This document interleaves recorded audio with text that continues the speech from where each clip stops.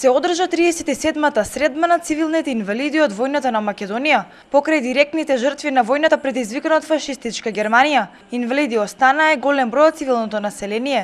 Од Сдруженијето на цивилни инвалиди велат дека последиците од војната оставаат трајна трага во нивните животи. Ова е одбележување на тие сраоти од војната, на агресијата, на последиците од војната што се предизвикале.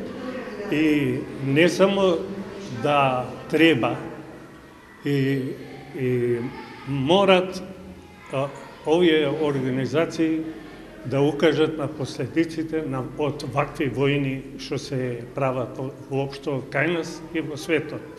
И опоменуваат како живи споменици и сведоштво на генерациите дека војните носат само зло на луѓето. На средбата присуствуваше и актуелниот градоначалник Горан Петров, кој напомена дека првата национална конференција за лицата со инвалидност се одржала токму во нашиот град.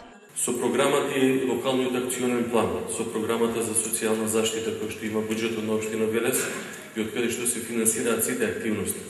Прифатени се сите ваши иницијативи кои што се однесуваат на вашите активности, без оглед дали се работи за едукација, за трибини, за екскурзии кои што вие ги организирате, за спортски и рекреативни настани.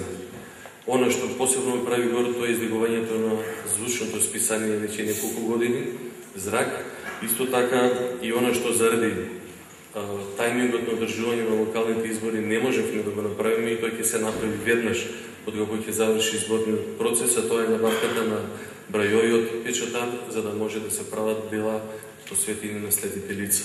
Од Сдруженијето на цивилни инвалиди од војната апелираа до државите ширум светот да нема војна, бидејќи последиците се болни и оставаат траен белег во животот на настраданите.